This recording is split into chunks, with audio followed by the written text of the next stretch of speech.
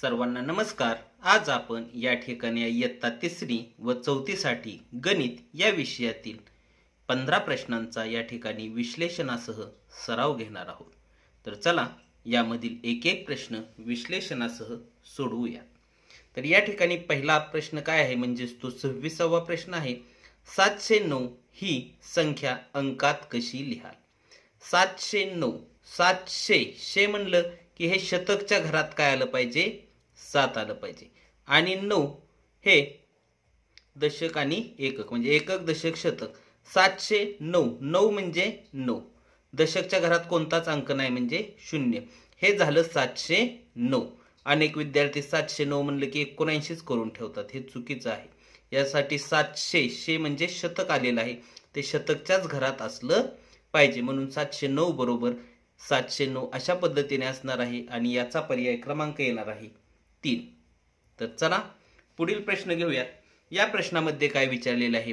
Star star 7 या संख्येस 3 ने निशेष भाग जात असेल तर स्टारच्या जागी असलेला समान अंक कोणता?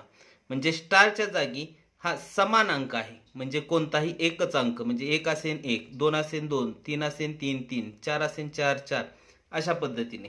तर आपणास या ठिकाणी 3 ची कसोटी माहित असणे पाहिजे आहे, कारण या ठिकाणी 3 ने निशेष भाग जातो आणि 3 ची कसोटी काय आहे? तर या संख्येतील अंकांच्या बेरजेला जर 3 ने भाग जात असेल तर पूर्ण संख्येला 3 ने भाग जातो। मग या ठिकाणी 7 आहे, मग 3 ने भाग जाण्यासाठी बेरीज किती आली पाहिजे? 9 आली पाहिजे, 12 आली पाहिजे किंवा 15 आली पाहिजे, अशा पद्धतीत आली पाहिजे। तर 3 जर ठेवले तर या ठिकाणी 3 आणि 3 6, 6 आणि 7 13 हा येणार नाही किंवा 7 आणि किती 9 तर 2 9 2 म्हणजे 1 1 येऊ शकतो। एक पर्याय आहे का? तर आहे। अशा पद्धतीनेही घेऊ शकता किंवा 2 येईन का? 2 आणि 2 4, 4 आणि 7 11 हा पण नाही, 5 आणि 5 10 आणि 7 17 हा पण नाही, 1 आणि 1 2 आणि 7 9 याची बेरीज 9 येणार आहे। येथे जर 1 1 असेल तर याला 3 ने भाग जाईल। आपण दोन्ही पद्धतीने हे सोडवू शकता, म्हणजे पर्यायातील संख्या सुद्धा घेऊन सोडवू शकता किंवा यातील डायरेक्ट 9 येण्यासाठी बेरीज काय असेल किंवा 12 येण्यासाठी काय असेल असे करून सुद्धा तुम्ही सोडवू शकता, म्हणून याचा पर्याय येणार आहे 4। तर पुढील प्रश्न आहे, या प्रश्नात काय आहे? 7 हा अंक नसलेल्या 51 ते 100 दरम्यान एकूण मूळ संख्या किती? आता जर आपणास कोणत्या तरी संख्येच्या दरम्यानच्या सांगितल्या असतील तर हा मोबाईल नंबर तुम्ही लक्षात घ्यायचा आहे। तो कोणता आहे? 44 22 32 23 आणि 21। याचा अर्थ काय? 1 ते 10 मध्ये 4, 11 ते 20 मध्ये 4, त्यानंतर 21 ते 30 मध्ये 2, 31 ते 40 मध्ये, 41 ते 50 मध्ये 3 आहेत। अशा पद्धतीने या संख्या आहेत आणि एक लक्षात घ्यायचं, 1 ते 50 मध्ये 15 मूळ संख्या आहेत आणि 51 ते 100 मध्ये 10 मूळ संख्या आहेत आणि एकूण 1 ते 100 मध्ये एकूण 25 मूळ संख्या आहेत। हे व्यवस्थित लक्षात घ्यायचं। तर येथे काय विचारलेले आहे? तर 51 ते 100 दरम्यान एकूण मूळ संख्या किती? तर 51 ते 100 मध्ये एकूण 10 मूळ संख्या आहेत, परंतु यामध्ये 7 हा अंक नसलेल्या। तर या मूळ संख्या कोणकोणत्या आहेत ते पहा। तर 51 ते 100 मध्ये 53, 59, त्यानंतर 61, 67, त्यानंतर 71, 73, 79 आणि त्यानंतर 83, 89 आणि 97। या मूळ संख्या आपल्या पाठच असल्या पाहिजेत। येथे सुद्धा पाहिलं तर 51 ते 60 मध्ये 2 मूळ संख्या आहेत, त्यानंतर 61 ते 70 मध्ये 2 मूळ संख्या आहेत आणि यामध्ये 7 हा अंक नसलेल्या सांगितले, म्हणजे 7 हा अंक नसलेली ही एक मूळ संख्या घेतली। 1 2 3 4 आणि 5 म्हणजे 10 मधल्या 5 या 7 हा अंक असलेले आहेत। तर 5 मध्ये 7 अंक नाही, म्हणून 51 ते 100 दरम्यान एकूण मूळ संख्या या 5 आहेत, त्यामध्ये 7 अंक नाही, म्हणून याचा पर्याय क्रमांक 3 येणार आहे। हा जर तुम्ही मूळ संख्येचा मोबाईल नंबर जरी लक्षात ठेवला, मोबाईल नंबर का म्हणतो तर आपण 10 अंकी जर मोबाईल नंबर आपल्या लक्षात राहतो, पण 10 अंकी संख्या अशा पद्धतीने लक्षात राहणार नाही. म्हणजे शेवटचा एक आहे तो 91 ते 100 मध्ये एकच मूळ संख्या आहे एवढं लक्षात येतं, आणि ती कोणती आहे तर ती 97 आहे. हे आपल्याला समजणे गरजेचे आहे. तुम्ही हा मोबाईल नंबर सुद्धा लिहू शकता 44 22 32 23 21 अशा पद्धतीने. तर चला पुढील प्रश्न घेऊयात. या प्रश्नामध्ये काय विचारलेले आहे पहा, 600 वजा 368 बरोबर किती. या ठिकाणी हातच्याची वजाबाकी आहे. आपण या ठिकाणी करू 600 वजा 368.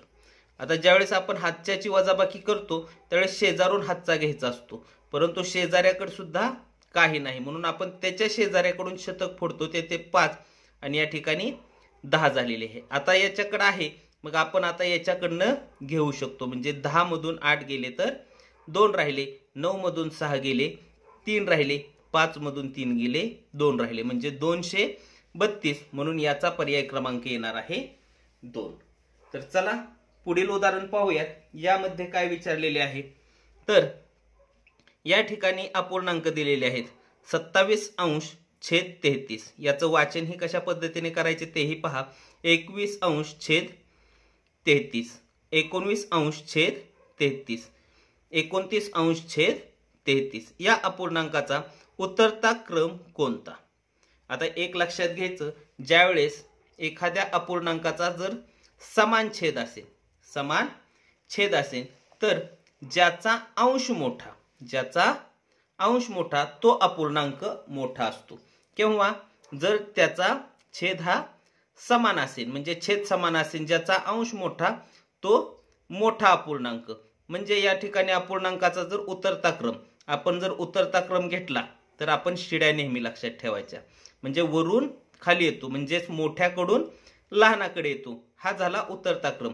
आता उतरता क्रम आपण फक्त वरच्याच अंकांचा लावला तरी चालेल, कारण खालचे अंक काय आहेत समान आहे, छेद समान आहे.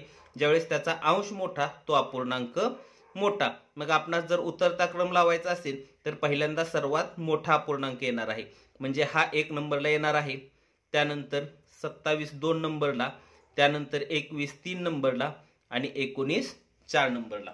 म्हणजे सर्वात मोठा अपूर्णांक 29/33 असणार आहे, त्यानंतर 27/33, त्यानंतर 21/33 आणि त्यानंतर 19/33. आणि हा पर्याय आहे 19 27 21 आणि 19 पर्याय क्रमांक 4. तर चला पुढील उदाहरण पाहू. यामध्ये काय विचारलेले आहे तेही पहा. तर यामध्ये पहा स्टार दिलेला आहे, येथे छेदक स्थानी स्टार दिलेला आहे असल्यास स्टारच्या जागी असणारी संख्या कोणती. आता 3 आणि 2 5 4 9, येथे 1 येणं गरजेचं आहे.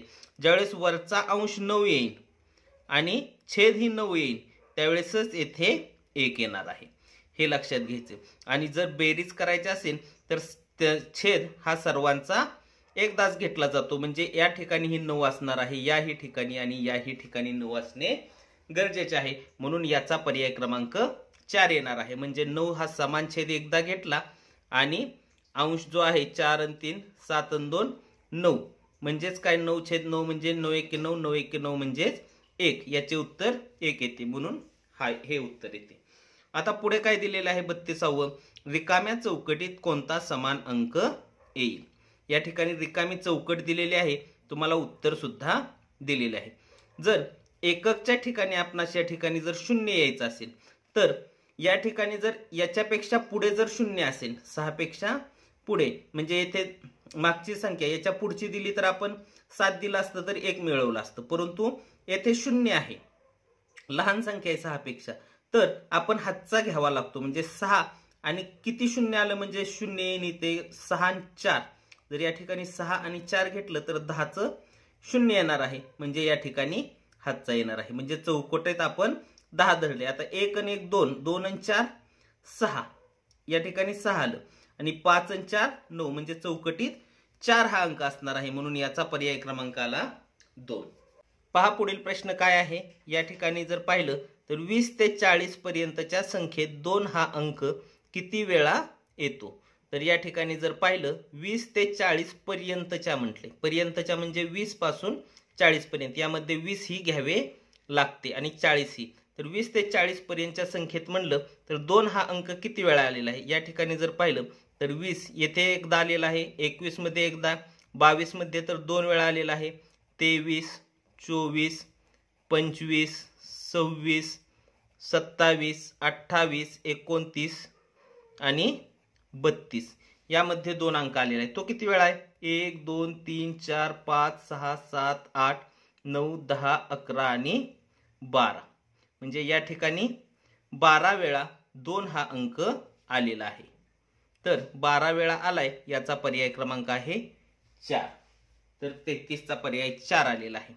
पुढील प्रश्न आहे, सर्वात मोठ्या 3 अंकी विषम संख्येतून, सर्वात मोठी 3 अंकी विषम संख्या म्हणजे 999, सर्वात मोठी 2 अंकी समसंख्या वजा केली. 2 अंकी समसंख्या सर्वात मोठी ही 98 आहे. हे व्यवस्थित लक्षात घ्यायचं. काय केली तर वजा केली तर उत्तर किती येईल? आता या ठिकाणी जर 3 अंकी 2 अंकी असेल तर एकक खाली एकक, दशक खाली दशक, शतक खाली कोणताही अंक येणार नाही. अनेक मुले 98 बरोबर लिहितात परंतु शतक आणि दशक खाली लिहितात. तर असं करायचं नाही. तर एकक खाली एकक आला पाहिजे, दशक खाली दशक. यांची वजाबाकी करायची असेल तर 9 8 गेले 1, 9 9 गेले 0 आणि 9 0 गेले 9, म्हणजे 901 वजाबाकी येणार आहे आणि 901 ही वजाबाकी पर्याय क्रमांक 1 ची आहे. तर चला पुढील प्रश्न पाहूया. या प्रश्नात काय विचारलेले आहे? 887 या संख्येची विस्तारित मांडणी असणारा योग्य पर्याय कोणता? 887 म्हणजेच काय तर 800 अधिक 80 अधिक 7 ही झाली त्याची विस्तारित मांडणी. आता याचा क्रम हे बदलू शकतो. आपण जर याची बघितलं तर 878 येते, म्हणजे हा पर्याय नसणार. याची बघितलं तर 815 येणार आहे. याची बघितली तर 887 म्हणजे हा पर्याय येणार आहे. आणि याची बघितली तर 788 आलेली आहे.